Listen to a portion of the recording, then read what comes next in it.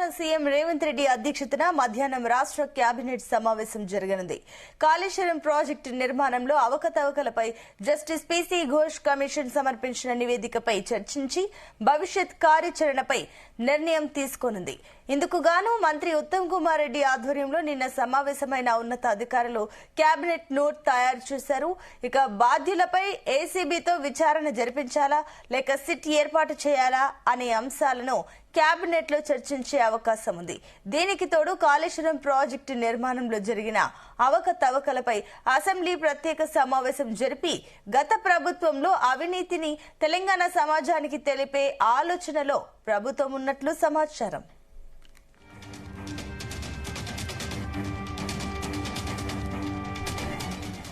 ఇదే అంశానికి సంబంధించి మరిన్ని డీటెయిల్స్ మా చీఫ్ న్యూస్ కోఆర్డినేటర్ రాధాకృష్ణ అందిస్తారు. Radhakrishna, good morning.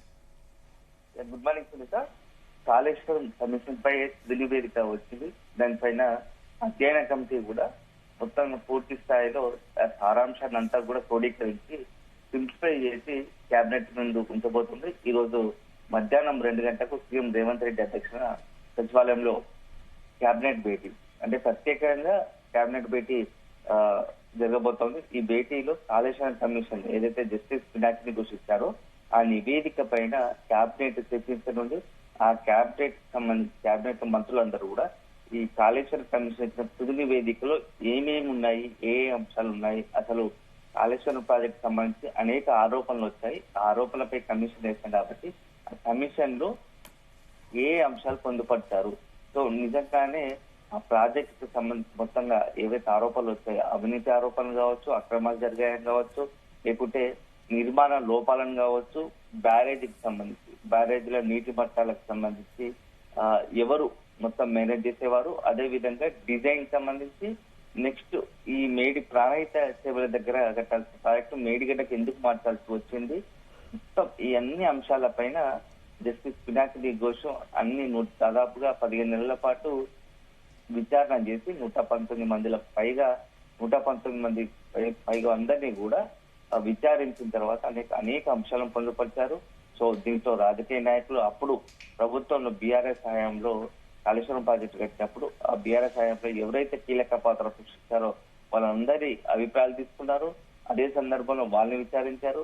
ఇంజనీరింగ్ అదే అధికారులు, ఐఏఎస్ అధికారులు పూర్తి స్థాయిలో అందరినీ విచారించి తన వంతుగా ఒక నివేదికను సిద్ధం చేశారు. సో ఆ నివేదికలో చాలా కీలకమైన ప్రాధాన్యతమైన అంశాలను పొందుపరిచినట్టుగా తెలుస్తా ఉంది. అసలు ప్రాజెక్టుకు సంబంధించి ఎంత ఖర్చు అయింది, ఆ ఖర్చు చేసిన సొమ్మునంతా కూడా ఎంతవరకు ప్రజలపై భారం పడబోతా ఉంది. సో కార్పొరేషన్ ఏర్పాటు చేశారు. ఎక్కడ అన్ని కూడా నిబంధనల మేరకు పనులు జరిగాయా, లేక నిబంధనల మేరకే ప్రాజెక్ట్ నిర్మాణం జరిగిందా, నిపుణుల కమిటీ సూచించిన మేరకే అక్కడ ప్రాజెక్టు నిర్మాణం జరిగిందా, ఈ అన్ని అంశాలను కూడా అందులో పొందుపరిచినట్టుగా తెలుస్తా ఉంది. సో ఇప్పుడు అంటే ఏదైతే నివేదిక సూచించినట్టుగా కొంత ప్రాజెక్టు నిర్మాణంలో కొన్ని అవకతవకలు జరిగాయి. అదే సందర్భంలో మొత్తంగా కూడా కేంద్రం ఏదైతే నేషనల్ డ్యామ్ సేఫ్టీ అథారిటీ ఇచ్చినటువంటి ప్రకారం కూడా ప్రాజెక్టు నిర్మాణం జరగలేదు. కొంత వాళ్ళు హెచ్చరించినప్పటికీ వాళ్ళు ఏదైతే ఇచ్చారో సూచనలు వాటి అన్నిటినీ పట్టించుకోకుండా గత ప్రభుత్వము తన ఇష్టానుసారమే కాళేశ్వరం ప్రాజెక్టు నిర్మించిందని చెప్పేసి కూడా ఆ నివేదికలో పొందుపరిచినట్టుగా తెలుస్తోంది. సో మొత్తంగా ప్రస్తుతానికి ఆ నివేదిక పైన ఈ రోజు కేబినెట్ చర్చించనుంది. అసలు ఏ అంశాలు కీలకంగా ఉన్నాయి, నిజంగా ప్రజలకు కాళేశ్వరం ప్రాజెక్టు ఎంతవరకు ఉపయోగపడింది, కాళేశ్వరం ప్రాజెక్టు తెలంగాణ ప్రజలకు వరమా భారమా అనే అంశంలో కూడా చర్చించనుంది. ప్రస్తుతానికి మేడిగడ్డ ఎక్కడైతే డ్యామేజ్ అయిందో, బ్యారేజ్ డ్యామేజ్ కావడానికి కారణం, ఆ పిల్లలు కుంగిపోవడానికి కారణం, ఆ పిల్లలను తిరిగి రిపేర్ చేసే అవకాశం ఉంటుందా, తిరిగి ప్రాజెక్టును గనక మళ్ళీ మనుగడలోకి తీసుకొచ్చే అవకాశం ఎంత మేరకు ఉంది, నిజంగానే ఇది ప్రజలపై ఎంత భారం పడే అవకాశం ఉంది. సుమారు 1,00,00,000 కోట్ల ఖర్చు అయిందని పెట్టినటువంటి ప్రాజెక్టుకు దానివల్ల మన తెలంగాణ ప్రజలకు చేకూరిన ప్రయోజనం ఎంత, దానివల్ల తెలంగాణ ప్రజలపై పడుతున్న భారం ఎంత, ఈ అన్ని అంశాలను కూడా ప్రాజెక్టుకు సంబంధించి డీటెయిల్డ్ గా కమిషన్ ఇచ్చినటువంటి తుది నివేదికను ఇవాళ కేబినెట్ లో చర్చించనున్నారు. సో ఆ కేబినెట్ భేటీ కోసమే వారం 25 గత జూలై 25వ తేదీన తెలంగాణ కేబినెట్ జరిగింది, అనేక కీలక నిర్ణయాలు తీసుకుంది. అయినప్పటికీ కాళేశ్వరం కమిషన్ తుది నివేదిక ఇచ్చిన నేపథ్యంలో వారం రోజుల్లో వ్యవధిలోనే మరొకసారి తెలంగాణ కేబినెట్ భేటీ కావడం, అది ప్రత్యేకంగా కాళేశ్వరం కమిషన్ ఇచ్చినటువంటి తుది నివేదికపైనే భేటీ కావడం కూడా కొంత ఆసక్తిగా సంచలనంగా మారుతూ ఉంది. సో ఈ కేబినెట్ భేటీలో ఎలాంటి నిర్ణయాలు తీసుకుంటారు, కేబినెట్ ఈ మొత్తంగా కూడా కమిషన్ ఇచ్చిన తుది నివేదిక పైన మంత్రివర్గం ఏం ఆలోచించబోతా ఉంది, ఎలాంటి నిర్ణయం తీసుకోబోతుందో ఇప్పుడు ఆసక్తికరంగా మారింది. ఎందుకంటే దాదాపుగా మొదటి నుంచి కూడా కాంగ్రెస్ పార్టీ ప్రతిపక్షంలో ఉన్నప్పుడు, గతంలోనే బీఆర్ఎస్ అధికారంలో ఉన్నప్పుడే కాంగ్రెస్ పార్టీ కాళేశ్వరంలో చాలా అవినీతి అక్రమాలు జరిగాయి, ఇష్టానుసారంగా బ్యారేజీలు నిర్మించారు, ఆ ప్రాజెక్ట్ నిర్మించారని చెప్పేసి లక్షల కోట్ల అవినీతి జరిగిందని చెప్పేసి కూడా కాంగ్రెస్ పార్టీ అనేక ఆరోపణలు చేస్తూ వచ్చింది. ఆ ఆరోపణల నేపథ్యంలోనే 2023 సందర్భంగా, గత ఎన్నికల సందర్భంలో మేడిగడ్డ బ్యారేజ్ డ్యామేజ్ అయింది. ఆ తర్వాత జరిగిన పరిస్థితులు అందరూ తెలిసిందే. ఎన్నికలు ముగిశాయి, ఎన్నికల్లో కాంగ్రెస్ పార్టీ గెలిచింది. సో విజయం సాధించింది. ఆ తర్వాత అధికారంలోకి వచ్చింది. అధికారంలోకి వచ్చిన వెంటనే ఈ యొక్క మేడిగడ్డ డ్యామేజ్, అదేవిధంగా కాళేశ్వరం ప్రాజెక్టు సంబంధించి 2024 మార్చిలో మొత్తంగా కూడా ప్రాజెక్టుకి సంబంధించి ఏం జరిగింది, అసలు కాళేశ్వరంలో అవకతవకలు జరిగాయా, ఈ ప్రాజెక్టుకి సంబంధించి ఫుల్ డీటెయిల్డ్ గా ఒక జ్యుడిషియల్ ఎంక్వైరీకి ఆదేశించింది. జస్టిస్ పినాకిని ఘోష్ ఆధ్వర్యంలో ఈ యొక్క నివేదిక సిద్ధం చేయాలని చెప్పేసి కూడా ఆదేశించింది. సో దాదాపు 15 నెలల పాటు కూడా పినాకిని ఘోష్ జస్టిస్ మొత్తంగా కూడా అందరినీ విచారించి ఒక నివేదిక సిద్ధం చేసి ఇప్పుడు క్యాబినెట్ ఇచ్చారు. ఇప్పుడు క్యాబినెట్ ఏం చేయబోతుంది అనేది ఆసక్తికరంగా మారింది. సో దాంట్లో ఉన్న అంశాల ఆధారంగా నిజంగానే ప్రాజెక్టులో అవకతవకలు జరిగి ఉన్నాయని నివేదికలు పొందుపరిచినట్లయితే, అక్రమాలు జరిగినట్టున్నాయంటే, నిర్మాణ లోపాలు ఉన్నాయంటే, దానికి కారకులు ఎవరు, దానికి బాధ్యులు ఎవరు, వారిపై ఎలా చర్యలు తీసుకోవాలని దానిపైనే ఈ రోజు కేబినెట్ చర్చించే అవకాశం ఉంది. అయితే తెలంగాణ కేబినెట్ భేటీ అనంతరం కూడా అసెంబ్లీ ప్రత్యేక సమావేశాలు ఏర్పాటు చేసి ఈ నివేదికను కూడా అందరి సభ్యులకు, తెలంగాణ సంబంధించిన శాసనసభ్యులందరికీ, మండలి సభ్యులందరికీ కూడా మొత్తం కూడా మండలి, అదేవిధంగా శాసనసభ మొత్తం శాసనసభ్యులందరికీ కూడా ఈ నివేదికను అందరికీ కూడా చేరవేసి సభలో ప్రత్యేకంగా చర్చించాలని కూడా ఒక ఆలోచనలో రాష్ట్ర ప్రభుత్వం ఉంది. అసెంబ్లీలో చర్చించి మొత్తం అందరి సభ్యుల అభిప్రాయాలు తెలుసుకొని ఇంత జరిగింది ఇది, సో దీనికి బాధ్యులు వీళ్ళు, ఎలా ముందుకెళ్లాలి, సభ్యుల అందరి అభిప్రాయాల మేరకే ఓ తీర్మానం చేసే ఆలోచన ఉంది. అయితే అది ప్రత్యేకంగా సిట్ ఏర్పాటు చేయడమా, లేకుంటే ఏసీబీ దర్యాప్తుకి ఇవ్వడమా, లేకుంటే ఇంకేదైనా ఎట్లా విచారణ చేయాలని ఒక అంశం అయితే, లేదు ఇలాంటి విచారణ లేకుండా ఆ అంశాల ఆధారంగా, ఎందుకంటే అది జ్యుడిషియల్ కమిషన్ కాబట్టి అందులో పొందుపరిచిన అంశాల ఆధారంగానే బాధ్యులపై చర్యలు తీసుకోవాలా అనేది మాత్రం ఇప్పుడు కేబినెట్ లో, అదేవిధంగా అసెంబ్లీలో చర్చించే అవకాశం కనపడతా ఉంది. సో మొత్తంగా కాళేశ్వరం ప్రాజెక్టుకు సంబంధించి తుది నివేదిక ఇప్పుడు తెలంగాణ రాజకీయ వర్గాల్లో సంచలనంగా మారబోతా ఉంది. ఒకవైపు కాంగ్రెస్ ఈ కాళేశ్వరం కమిషన్ సంబంధించి మొత్తంగా కూడా అసెంబ్లీలో చర్చించి తెలంగాణ ప్రజలకు అసలు కాళేశ్వరం ప్రాజెక్టులో జరిగింది ఏంది, అవినీతి లేకుంటే నిజంగానే వరమా, ఇవన్నీ అన్ని అంశాలను కూడా అసెంబ్లీ వేదికగానే పరిస్థితులను బట్టి పవర్ పాయింట్ ప్రజెంటేషన్ ఇవ్వాలనే ఒక ఆలోచనలో ఉంది.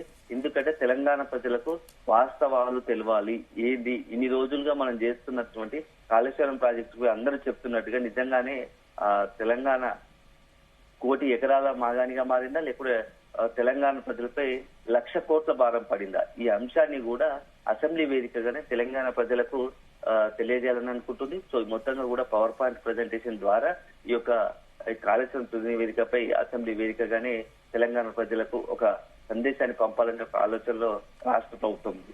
దీంతో పాటుగా ఒకవేళ బాధ్యులపై ఎలాంటి చర్యలు తీసుకోవాలనే దానిపైన కూడా అసెంబ్లీలోనే ఒక తీర్మానం పెట్టాలనే ఒక ఆలోచన ఉంది. అది ఒకవేళ దర్యాప్తు సంస్థల ద్వారా విచారణ చేయించాలన్నా, లేదంటే నేరుగా ఈ నివేదిక ఆధారంగానే చర్యలు తీసుకోవాలన్న దానిపైన అసెంబ్లీలోనే ఒక నిర్ణయాన్ని ప్రకటించే అవకాశం కనబడుతూ ఉంది. మొత్తానికైతే తెలంగాణ రాజకీయాల్లో ఇప్పుడు కాళేశ్వరం సంబంధించి పెద్ద ఎత్తున కొన్ని సంచలనాలు నమోదయ్యే అవకాశం కనబడుతూ ఉన్నాయి. బీఆర్ఎస్ కాంగ్రెస్ మధ్య ఈ కాళేశ్వరం ప్రాజెక్టు పైన మాటల యుద్ధము ఇప్పటికి ప్రత్యక్ష యుద్ధంగా డైరెక్ట్ గా ఒక పెద్ద పొలిటికల్ వార్కు తెరలేసే అవకాశం కనపడుతూ ఉంది. సో కాంగ్రెస్ సంబంధించి రాష్ట్ర ప్రభుత్వము కాళేశ్వర నివేదిక ద్వారా బీఆర్ఎస్ ను ఏ రకంగా మొత్తంగా పొలిటికల్ గా రాజకీయంగా ఇబ్బందులకు నెట్టే ప్రయత్నం చేస్తుంది. అదే సందర్భంలో బీఆర్ఎస్ కూడా ఈ కాంగ్రెస్ చేస్తున్నటువంటి అటాక్ ను ఎలా బయటపడుతుందో అనేది మాత్రం ఇప్పుడు చాలా ఆసక్తికరంగా మారింది. రాజకీయంగా మాత్రం ఇప్పుడు రెండు పార్టీల మధ్య ఇప్పుడు కాళేశ్వరం పట్ల నువ్వా నేనా అన్నట్టుగా ఒక పెద్ద యుద్ధానికి తెరలేసే అవకాశం కనబడతా ఉంది. సో అసెంబ్లీ వేదిక కూడా ఈ కాళేశ్వరం తుది వేదికపైనే పెద్ద ఎత్తున అధికార ప్రతిపక్షాల మధ్య వాడి వేడిగా చర్చ జరిగే అవకాశం ఉంది.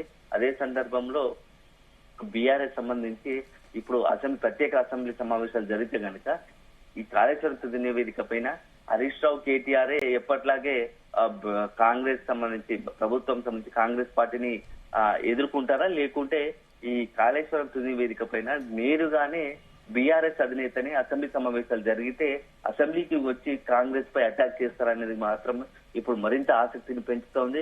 ఏదేమైనా రాబోయే ఈ యొక్క వారం 10 రోజుల్లో 2 వారాల్లోపే గానీ ఈ యొక్క మొత్తం కాళేశ్వరం ప్రాజెక్టు సంబంధించి కమిషన్ ఇచ్చిన నివేదిక పైన తెలంగాణ రాజకీయాల్లో కొత్త పరిణామాలు, కొత్త సంచలనాలు నమోదయ్యే అవకాశాలు స్పష్టంగా కనబడతా ఉన్నాయి.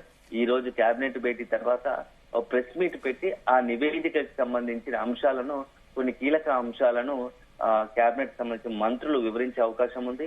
వీలును బట్టి సీఎం రేవంత్ రెడ్డి లేదంటే సాగునీటి శాఖ మంత్రి ఉత్తమ్ కుమార్ రెడ్డి ఈ యొక్క ప్రెస్ మీట్ పెట్టి మొత్తంగా కూడా కాళేశ్వరం కమిషన్ లో ఇచ్చినటువంటి కీలక అంశాలను మీడియాకు వివరించే అవకాశం కనబడతా ఉంది. సో తద్వారా ఈ కేబినెట్ భేటీలోనే అసెంబ్లీ సమావేశాలను ఎప్పుడు ఏర్పాటు చేయాలి, ఎందుకంటే వరుసగా ఇప్పుడు 5, 6, 7 రేపటి నుంచి కూడా 3 రోజుల పాటు సీఎం రేవంత్ రెడ్డి తర్వాత కాంగ్రెస్ ముఖ్య నేతలందరూ కూడా ప్రభుత్వం తరఫున అందరూ కూడా బీసీ 42% రిజర్వేషన్ల అంశం పైన ఢిల్లీకి వెళ్తున్న నేపథ్యంలో ఈ 3 రోజులు కుదరదు. తర్వాత వరుసగా 8, 9, 10 అంటే వరలక్ష్మికి సంబంధించిన పూజలు ఉన్నాయి. ఎందుకంటే శ్రావణ మాసం కాబట్టి 9 రాఖీ పౌర్ణమి పండుగ అవుతుంది. 10వ తేదీ ఆదివారం అవుతుంది. సో 10వ తేదీ తర్వాత 10 నుంచి 15 మధ్యలో 3 రోజుల పాటు ప్రత్యేకంగా అసెంబ్లీ సమావేశాలు ఏర్పాటు చేయడమా, లేని పక్షంలో ఆగస్టు 15 తర్వాత 3వ వారంలోనే ఈ యొక్క అసెంబ్లీ సమావేశాలు ఏర్పాటు చేసి ఈ కాళేశ్వరం తుది నివేదిక పైన అసెంబ్లీలోనే చర్చించే అవకాశం ఉంది. కొన్ని కీలక నిర్ణయాలు తీసుకునే అవకాశం కూడా కనబడతా ఉంది. మొత్తానికైతే ప్రస్తుతానికి ఈ యొక్క కాళేశ్వరం నివేదిక ఇటు బీఆర్ఎస్ లో కొంత బీఆర్ఎస్ క్యాడర్ లో కొంత ఆందోళన, టెన్షన్ క్రియేట్ చేస్తుంటే కాంగ్రెస్ మాత్రం కాళేశ్వరం ప్రాజెక్ట్ ద్వారా బీఆర్ఎస్ ను పొలిటికల్ గా ఎలా లాక్ చేయాలనే ఒక వ్యూహాలు సిద్ధం చేస్తున్నట్టుగా తెలుస్తా ఉంది. Sunitha. Right Radhakrishna, thank you.